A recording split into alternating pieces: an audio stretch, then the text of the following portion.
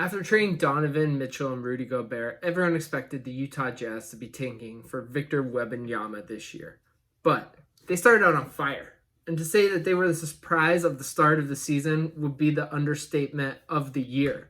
One thing you can't attribute that hot start to, though, was their new uniforms. When the Jazz announced their jerseys for this season, it went over about as well as asking someone if they want to have bricks dropped on their head. They weren't good.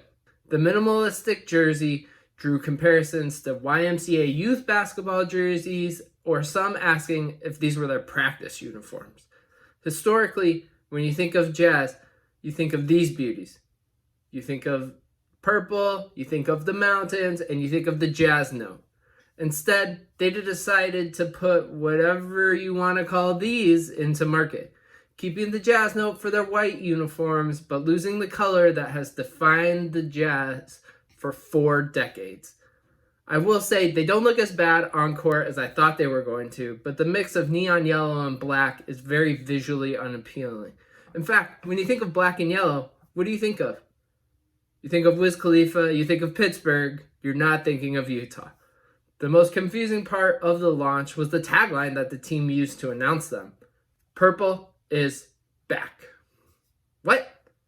If purple is so back, why aren't you launching new uniforms that have purple in them? Have featured purple outside of one that you're going to change next year.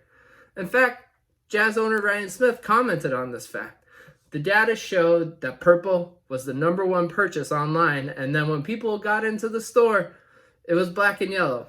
Clearly confusing for people who want to go in and buy a purple uniform. And for someone who founded a data company, it seems like he didn't listen to what made him a billionaire to begin with. Now look, the Jazz have had some of the best city jerseys the past few years with their sunset jerseys. They were so popular that they were allowed to keep them for multiple years while other teams were required to change them every single year. In fact, only 2 other teams have been able to repeat their city jerseys. The Phoenix Suns with their Valley jerseys, which only lasted for 2 seasons, and the Houston Rockets with their mashup jersey, they were able to carry that over from last year into this year. What about these 2 jerseys makes you think that these uniforms would go over well? According to the Salt Lake Tribune, not much. In fact, the Jazz are already asking fans to provide feedback on new jersey designs. At home games, a team of pollsters working for Qualtrics, the data company founded by Jazz owner Ryan Smith, are asking fans to give feedback on a series of uniforms and color schemes. Now, no one has seen these designs outside of the surveys, as they aren't allowed to take pictures or screenshots, and the surveys are randomized, meaning you don't know what the next person will see either. There could be different combinations of jerseys and shorts and what you're actually going to see. So while these jerseys won't be introduced until the 2024-25 season due to NBA regulations around having main jerseys have to be around for 2 years, you could see that the Jazz are trying their best to right the ship of one of the biggest jersey blunders in recent history. How do you feel about the Jazz jerseys? Do you like them?